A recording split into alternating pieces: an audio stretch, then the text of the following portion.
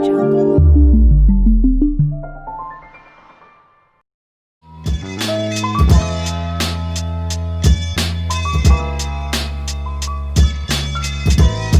bien, bonjour à tous. Avec François Badjili, le directeur de l'Office du tourisme, Fabrice Boutel, directeur général de la SATA, et le DGS de la mairie, Antoine Canivez, nous avons souhaité vous contacter, se mettre en rapport avec vous pour parler de la situation actuelle qui n'est pas une situation facile pour personne en France, mais pour l'Alpe d'Huez, notamment juste au départ de la saison. Il est important pour nous d'essayer d'apporter des réponses, même si vous savez comme moi que c'est le gouvernement qui, à un moment, nous apportera en fonction du nombre de personnes hospitalisées, les bonnes réponses pour le début de la saison. Il est certain qu'aujourd'hui, nous avons à cœur de tenir la station en possibilité d'ouverture dès le début de décembre comme prévu. Nous ne sommes pas aujourd'hui en capacité de vous dire si ce sera possible ou pas, mais ce qui est certain, c'est que autant les remontées mécaniques, l'Office du tourisme que la mairie, nous nous mettons en position de fonctionner dès le début de l'hiver. Certes, une période sera une période, on va dire, probable d'adaptation à la saison pour nous, du 5 décembre au 20 décembre, mais il n'est pas possible aujourd'hui de vous dire qui sera ouvert ou pas. Ce qui est certain, c'est qu'il faut rester sur le pont, il faut vous préparer à faire la saison. On a bon espoir qu'elle puisse se faire avec certainement des difficultés, mais il faut garder le moral et c'est le message que nous souhaitions vous faire passer tous les quatre aujourd'hui.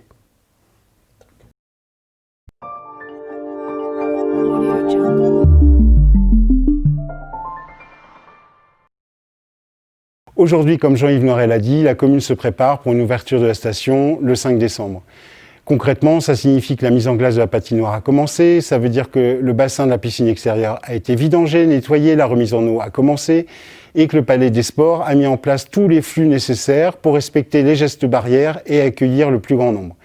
Il ne nous reste plus que le feu vert de l'État pour pouvoir accueillir tout le monde dans les meilleures conditions possibles. Dans le contexte actuel, évidemment, toutes les équipes sont mobilisées pour qu'on puisse ouvrir et tout le monde est impatient de pouvoir accueillir tous nos visiteurs, tous nos skieurs, tous ceux qui veulent profiter du bon air de la montagne et de l'Alpe d'Huez en particulier. Et on a aussi envie de vous faire découvrir nos nouveautés avec principalement un escape game qui sera ouvert au sein du Palais des Sports.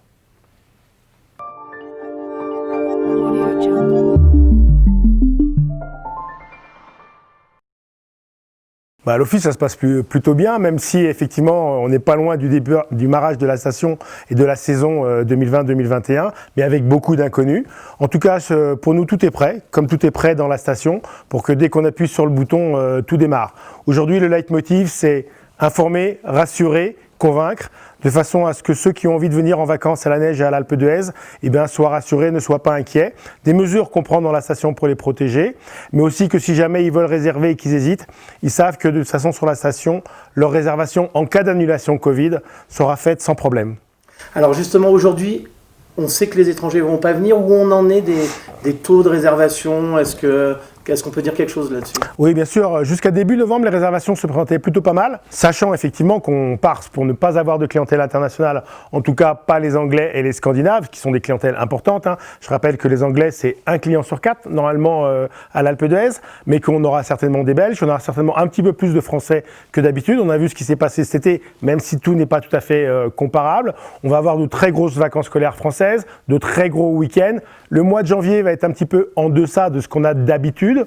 En tout cas, on a axé toute la promotion de l'automne sur le marché national, le marché de clientèle de proximité, Grenoble, Lyon, Valence, Saint-Étienne, de façon à renforcer la fréquentation de la station. On a une bonne dynamique. Maintenant, il ne faut pas se voiler la face, ça va être un hiver un petit peu plus compliqué que d'habitude. À la montagne, on est habitué à être réactif et à être créatif, et c'est ce qu'on est en train de mettre en place. Il y aura toujours, aujourd'hui, sont encore programmés des grands événements comme le Festival du film, tout ça. Il y aura quand même des rendez-vous encore prévus pour l'instant. Bien sûr. Des rendez-vous. Le seul pour l'instant qui est annulé, c'est Tomorrowland. On l'a annoncé très tôt, qu'on basculait tout de suite sur 2022 pour ne pas faire croire qu'on allait faire quelque chose avec des dizaines de milliers de personnes qui arrivaient du monde entier. Par contre, le Festival du film est maintenu. On s'est même fait un plan B. Au cas où on ne puisse pas le faire en janvier, on pourra le faire au mois de mars. Aujourd'hui, le cinéma français a besoin d'être soutenu. Et quand on est dans une salle de cinéma, avec un masque, on regarde un film, en général, on ne parle pas. Donc, normalement, il n'y a pas de risque pour que ça puisse se faire. Ce qui sera embêtant, c'est certainement la partie la plus conviviale du Festival du film, l'open bar, où tout le monde aime se croiser, se rencontrer, voir les vedettes, faire une photo. Certainement, ce sera très différent. Mais en tout cas, on fait tout pour que ces lieux, ainsi que toutes les autres manifestations de la saison. Parce que ce qu'on veut offrir à nos vacanciers, c'est une vraie rupture par rapport à leur quotidien. On va sortir de ce confinement où tout le monde est un petit peu stressé, un petit peu à se regarder de travers. Aujourd'hui, on ne sait même plus comment il faut se dire bonjour. Donc je crois que vraiment, dès qu'il y aura le déconfinement, il y aura un besoin d'air pur, de grand espace, et la montagne s'y prête bien. On peut être raisonnablement optimiste. C'est important que nous, les acteurs de la station, quand je dis les acteurs, c'est la mairie, c'est la SATA, c'est l'office, c'est les écoles de ski, mais c'est tous les commerçants qu'on véhicule une image positive et optimiste pour accueillir dans les meilleures conditions nos amis qui sont des citadins. Et je peux vous dire, moi je reviens de Paris, là, l'ambiance en ville et l'ambiance de ce qu'on vit à la montagne, ça n'a rien à voir. Donc on est bien là. Vous êtes déjà, j'imagine, un peu dans la préparation de l'été, puisque vous êtes toujours en avance. Petite déception, le Tour de France ne viendra pas, mais finalement, c'est pas grave. Alors, effectivement, c'est la première fois que le Tour de France ne va venir 3 années de suite. Il faut savoir qu'aujourd'hui, on a quasiment bouclé l'été 2021. À l'Office du tourisme, on travaille à peu près avec 10 mois de décalage. Donc, on a un été 2021 extrêmement bien rempli. On a un événement par semaine. Donc, je n'ai aucune inquiétude par rapport à l'activité de la saison estivale 2021. On a des éléments une fois par semaine dans tous les domaines. De la course à pied, du VTT de descente, du vélo de route, de vraiment de très beaux événements, la patrouille de France, le national de pétanque, le championnat de France des jeunes VTTistes, les moins de 14 ans, l'équivalent des Coques d'Or pour ceux qui connaissent mieux le ski. Vraiment, on a un bel été. Alors oui, on n'a pas le Tour de France. En termes de notoriété, c'est dommage. L'ADN de l'Alpe d'Huez, c'est le Tour de France. Mais pas que. Donc justement, et je pense que sur le plan économique, les événements qu'on a sont presque plus intéressants pour nos acteurs de la station que le Tour de France. Ceci étant, on n'a pas dit notre dernier mot, et en plus, avec tout ce qui se passe en ce moment, si on n'a pas le Tour cette année, c'est pas si grave que ça.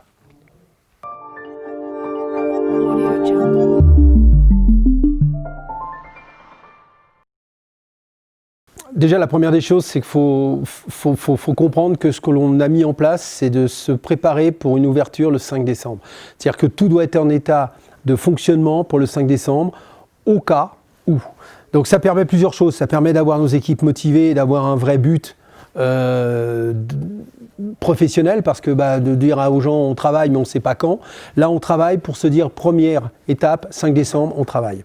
Ensuite la deuxième chose, c'est de se dire du 5 décembre jusqu'au moment où on aura l'opportunité d'ouvrir, si on n'ouvre pas le 5 décembre, c'est de travailler au niveau pédagogique avec l'ensemble des managers et tous les gens qui seront déjà ici sur la préparation de l'accueil de nos clients. Parce qu'en fait, on met en place des process, et on reviendra dessus, des process Covid, mais on ne les a pas usités sur les installations, on ne les a pas travaillés sur les fils, on a tout prévu de façon théorique, mais le côté pratique n'a pas encore été véritablement travaillé. Donc on se dit qu'on aura cette période un petit peu de latence qui va nous permettre au niveau pédagogique de travailler avec nos équipes. Ensuite, par rapport à tout ça, c'est de se dire que dès qu'on ouvre, l'ensemble des équipes sont formées, l'ensemble des équipes sont prêtes, et on a un vrai lien aussi bien avec l'Office du tourisme qu'avec la commune pour s'organiser tant sur l'arrivée de nos clients dans les parkings, tant sur l'arrivée des clients dans les caisses, tant sur l'arrivée des clients avec l'ensemble des informations dont ils ont besoin. C'est d'avoir un vrai lien et d'avoir le même niveau d'information partout pour ne jamais laisser un client dans le vague. Ça, c'est la première chose. Donc nous, objectif, 5 décembre, on est prêt. Les domaines seront prêts, aussi bien sur l'Alpe d'Huez que sur les Deux Alpes que sur la Grave. Et ensuite, on n'attendra plus que le feu vert pour pouvoir appuyer sur le bouton. Ensuite, le protocole Covid, oui, la crise. Alors, voilà, la première des choses, il a fallu qu'on travaille sur la partie des remontées mécaniques. On a travaillé sur 100% des remontées mécaniques, les queues. Et toute l'organisation des queues pour éviter la notion de foule, pour l'éviter la notion de rassemblement. On a travaillé avec l'ESF également pour que l'ESF ait 3 départs différenciés, ce qui nous permet de ne pas avoir une concentration la plus forte possible des gens venant prendre les cours et en même temps ceux qui prennent les remontées mécaniques. Donc tout a été organisé remontée par remontée, y compris sur les plateformes du téléphérique ou celle de Marmotte 2, pour ne pas avoir la problématique de concentration de personnes. Nous avons équipé toutes nos équipes, évidemment, de tous les EPI, ce qu'on va appeler, donc de tout le matériel nécessaire au respect de la protection Covid, avec des tours de cou, avec des bofs et masques et autres.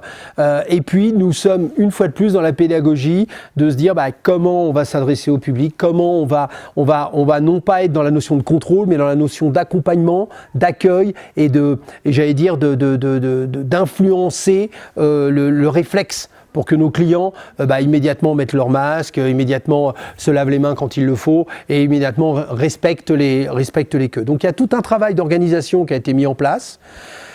La deuxième chose qu'on met en place, c'est vis-à-vis de nos saisonniers, c'est comment on va les protéger au maximum. Une fois de plus, grâce, je l'ai déjà dit, grâce aux EPI, mais en même temps, grâce aussi à une prise de conscience qu'après le travail, il doit y avoir un comportement qui est en respect avec tout ce qu'on aura fait pendant les heures de travail.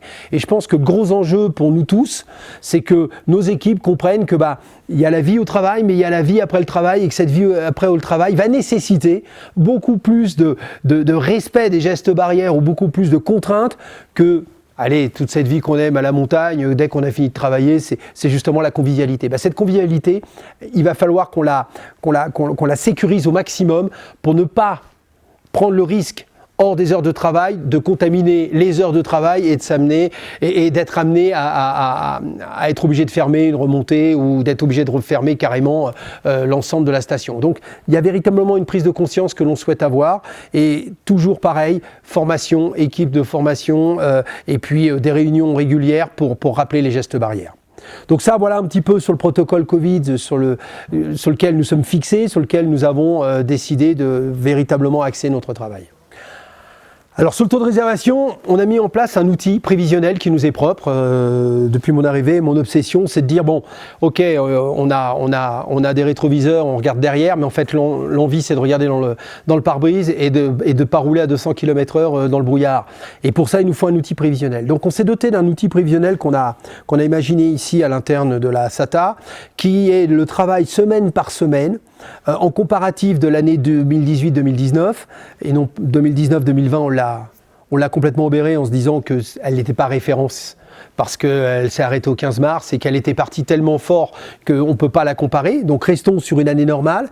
L'idée est de se dire, on se compare année par année, on vient y mettre les réservations que nous avons déjà, qu'elles soient à l'international, et je reviendrai dessus, ou qu'elles soient par les Français, et de se dire que on compare toutes ces semaines, et cela va nous donner un rythme de fréquence de semaines, de week-end, et de nous donner un chiffre d'affaires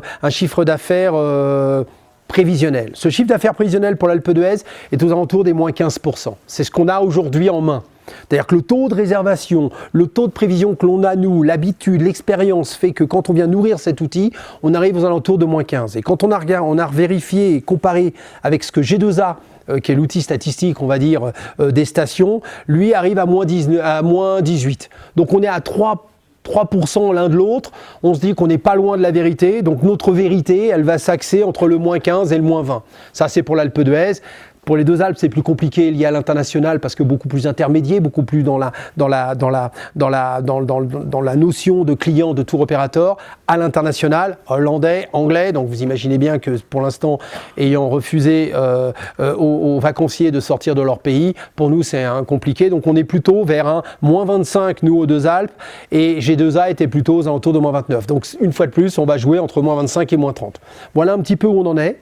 Maintenant, tous les outils et toutes nos forces de frappe commerciale sont tournés vers le local, évidemment, vers la proximité de nos clients, vers de nouvelles de nouvelles cibles comme les CSE, relancer tous les autocaristes, et puis travailler aussi avec notre première population pour l'Alpe d'Huez, que sont les franciliens. Donc comment on va leur faciliter la vie pour venir passer un moment de souffle, un moment de respiration, je vais le dire comme ça, et un moment de bien-être dans nos stations. Donc tout l'outil commercial et toutes les organisations commerciales sont tournées vers cette conquête de clients parce que tout le monde va s'y mettre. Mais nous, on a cette force, c'est que c'est déjà une clientèle très habituelle de l'Alpe d'Huez.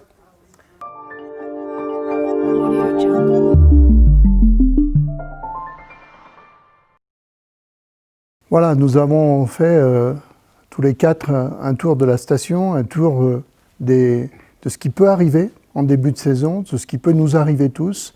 Il faut qu'on garde le moral parce que c'est un cap. On parle aujourd'hui de vaccins possibles en 2021. Nous avons l'obligation de parler d'avenir. L'avenir de l'Alpe d'Huez ne se limite pas aux 6 prochains mois ou à la prochaine année. C'est savoir déjà qu'est-ce que nous envisageons de faire pour l'avenir. Nous sommes aujourd'hui une destination qui est une destination intéressante pour un bon nombre d'investisseurs et nous souhaitons continuer à investir sur la création de résidences de tourisme et de lits touristiques. Vous savez tous que l'objectif de notre PLU, c'est d'avoir le nombre de lits, 14 000 lits que nous avions en 1990, qui était le nombre de lits touristiques de cette époque-là. Nous avons cet objectif de revenir à ce niveau-là en lits touristiques, mais pas seulement. Bien sûr qu'un certain nombre de jeunes couples ont des difficultés pour s'installer sur la station, nous le savons, et c'est pour ça que bon nombre de projets sont en train de sortir et des appartements seront à la vente en 2021 pour permettre aux personnes qui souhaitent rester ici, et on souhaite qu'ils soient le plus nombreux possible, de s'installer à nouveau. Mais l'important, c'est de rester prêt, de rester mobilisé pour l'avenir. Nous avons aujourd'hui une chance terrible, c'est de travailler tous ensemble.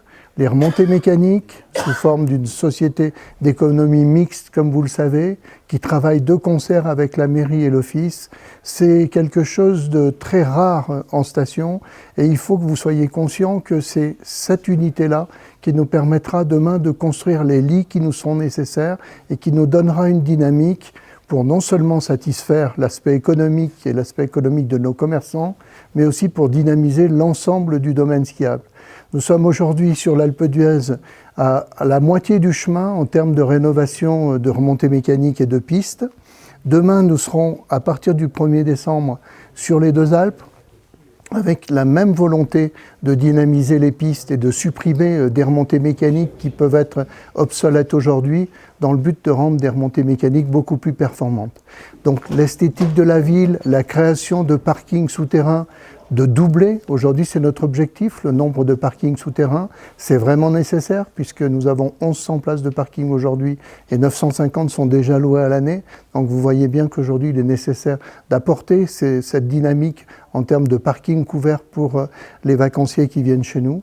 Donc les remontées mécaniques, les transports à l'intérieur de la station, j'en profite pour vous dire que la SATA mettra à disposition tous les transports urbains gratuitement dès cet hiver à toutes les personnes qui souhaiteront se déplacer sans être obligés de d'avoir un forfait sur elles. C'est un plus pour nous permettre de nous déplacer dans la station sans se servir des voitures. Et c'est important. C'est important aussi pour dynamiser l'ensemble de nos commerces, pour dynamiser la vie à l'Alpe, la vie sociale et surtout derrière pour respecter tout ce qui nous paraît aujourd'hui important pour l'ensemble. C'est toute la nature et tout ce qui fait qu'aujourd'hui la station est en bonne main pour traiter l'aspect développement durable qui veut dire pouvoir demain faire les mêmes choses à nos enfants que ce qu'on fait aujourd'hui, pouvoir continuer à vivre ici dans la même dynamique et préserver l'avenir. On a parlé de beaucoup de lits touristiques. L'important, c'est que vous soyez bien conscient que l'idée n'est pas de bétonner la station et de faire des constructions de partout. C'est ce que j'entends quelquefois et justement, il faut préciser les choses. La plupart des constructions que vous avez sur la station aujourd'hui sont des constructions qui sont réalisées par heureusement beaucoup de copropriétés et de propriétaires privés.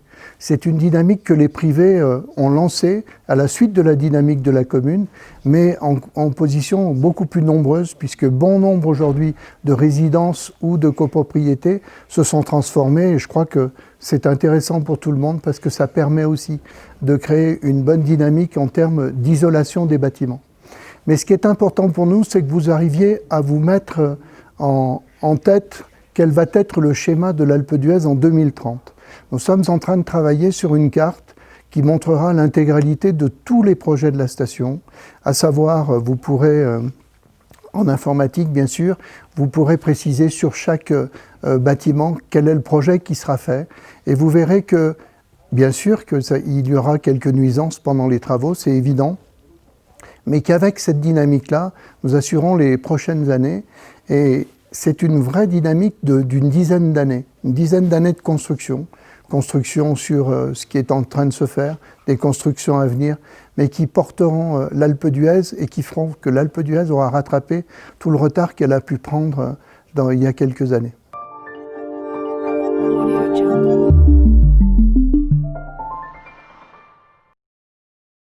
Regardons un peu plus vers l'avant et vers les projets, parce que la Covid est une chose, mais la station continue d'avancer. Pour vous, directeur de la SATA et aujourd'hui de 3 entités, la Grave, les Deux Alpes et l'Alpe d'Huez, ça va être quoi les gros enjeux de cette année, les gros projets, les travaux qui arrivent ? Alors les travaux qui arrivent sont les travaux qui auraient dû arriver mais qui ont été repoussés pour des raisons administratives. C'est le téléski, le télésiège du Chalvet qui va avoir une nouvelle, un nouveau circuit qui va nous permettre de donner beaucoup plus de débit et de donner de la fluidité demain comme pour tous les gens qui arriveront de Sarenne ou d'Oris. C'est le télémix de Marmotte 1. C'est aussi les projets de l'adduction d'eau, d'aller chercher 600 000 mètres cubes d'eau sur une réserve d'eau de EDF qui est aux alentours des 5-6 millions de mètres cubes, donc d'aller chercher ces 600 000 mètres cubes qui nous permettent de préserver notre réserve d'eau naturelle à l'Alpe d'Huez, donc c'est quelque chose d'assez environnemental. C'est tout le projet d'investissement aux Deux Alpes, et là, le projet d'investissement sur les 5-6 ans, c'est quand même 150 millions, donc ça fait quand même un gros projet. Ce qu'il faut comprendre, c'est que les investissements sur nos 3 domaines, y compris donc la Grave avec le troisième tronçon du téléphérique pour aller à 3006, c'est un projet global sur les 10 ans de près de 250 millions. Donc, on ne va pas s'ennuyer, il y a un gros travail à faire en amont, il y a un gros travail à faire sur l'environnement, il y a véritablement que des projets devant nous pour faire quoi ? En fait, pour améliorer le débit, mais pas que, pour donner beaucoup plus encore d'aisance sur nos domaines et une meilleure répartition encore de nos clients sur les domaines, pour qu'ils se sentent de plus en plus, tout en étant dans un environnement très sécurisé, d'avoir une vraie liberté, de pouvoir choisir et ces domaines et les lieux où ils veulent skier sur ces domaines. Donc ça, c'est très important. Et puis aussi, de continuer à apporter quelque chose que tous les domaines ne peuvent pas apporter. Je vous répète, notre vision stratégique, elle est simple pour la SATA, enfin pour SATA Group demain, c'est de devenir un domaine de montagne unique au monde. Unique au monde, ça ne va pas être le plus gros, c'est pas la course à être le plus gros, mais ça va être la course à être unique, à ce que chaque client va trouver de différent en se comparant à tous les autres domaines. Et c'est ce qui fera qu'on va fidéliser, c'est ce qui fera qu'on va donner une âme de plus en plus forte à l'Alpe d'Huez, aux Deux Alpes ou à la Grave, en fonction des différences. L'idée n'est pas de copier les uns sur les autres sur ces 3 domaines, mais de bien travailler sur les différences que chaque domaine peut apporter. Donc c'est véritablement un gros travail de fond que l'on mène depuis mon arrivée, depuis le mois d'avril, avec en plus à la baguette Jean-Yves évidemment qui nous influence par les grands projets. C'est aussi pour la SATA des projets de l'ICHO, c'est-à-dire que nous devenons vraiment une foncière. Nous avons en direct la RT d'Oris, la résidence de tourisme d'Oris, où nous sommes directement les propriétaires. Nous sommes actionnaires de la résidence touristique de l'Éclose, où nous sommes en plus les gérants. Et nous allons travailler de plus en plus aussi à notre propre destin, en ayant nos propres lichos et en ayant notre propre gestion pour ne plus dépendre d'eux en permanence. Et ça, c'est important. Donc ça fait partie des grands projets. Le projet Alpes d'Huez, les deux Alpes, ça existe toujours. Bourdoisan, l'Alpe d'Huez, est-ce que c'est des choses qui sont encore en cours? C'est plus qu'en cours. Je suppose que dans les différentes discussions, vous le savez, on travaille sur l'environnement. La première des choses, c'est de se dire, on doit... Allez, je le dis de façon très très large, mais on doit tuer la voiture dans nos stations. Demain, le piéton, demain, l'humain doit être au centre de la station et non pas sa voiture. Et on n'existera plus qu'au travers de sa voiture, mais on existera surtout au travers du bien-être qu'on viendra y trouver dans nos stations. Donc la liaison Bourdoisan-Alpe d'Huez, moi qui suis... un très très ancien de la station, c'est quelque chose qu'on appelle tous de nos voeux. Demain, pouvoir poser une voiture et monter directement à l'Alpe d'Huez, pouvoir profiter de ce que l'Alpe d'Huez est capable d'offrir, ça serait magique. Même si les 21 virages, il vaut mieux se les faire à vélo qu'à voiture. Mais enfin, tout le monde ne peut pas le faire.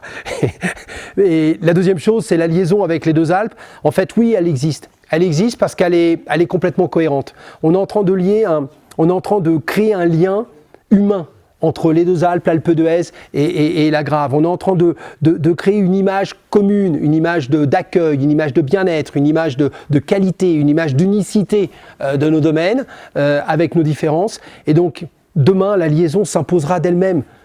Elle sera mécanique, ce sera juste une liaison mécanique qui nous permettra de se voir et d'être ensemble. Mais en même temps, elle a trois vocations. Elle a une vocation à l'activité, génial, l'activité d'hiver, donc on peut faire du ski, on peut faire du vélo, on peut être aussi un simple piéton et se promener sur nos domaines sans avoir à prendre de voiture, de navette ou autre, et d'avoir une vraie liberté d'action. Puis une liaison très urbaine, je peux être de l'Alpe d'Huez et aller travailler en 20 minutes aux deux Alpes sans avoir de problématique. Et donc, on vient travailler l'économique, mais l'économique dans sa vraie vision sociale des choses.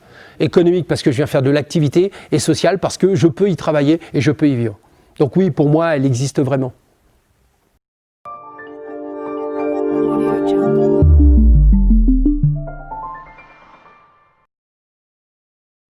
Voilà, on a fait un tour global tous les quatre. Vous savez un petit peu plus ce qui va se passer sur la station à court terme, à plus long terme. J'espère que ça pourra, pour un certain nombre d'entre vous, vous rassurer dans l'idée qu'on est avec vous, on est derrière vous, on veut vraiment que l'aspect économique de la station, l'aspect social soit pris en compte.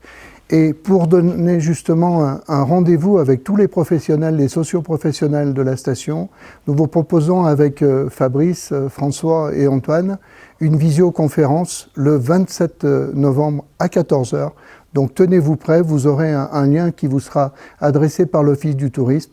On pourra échanger à ce moment-là, on en saura certainement beaucoup plus sur les possibilités d'ouverture de la station. Donc réservez 27 novembre, 14 h. On sera en contact avec vous pour vous apporter le soutien moral et si possible aussi financier pour bien démarrer la saison. Merci à tous.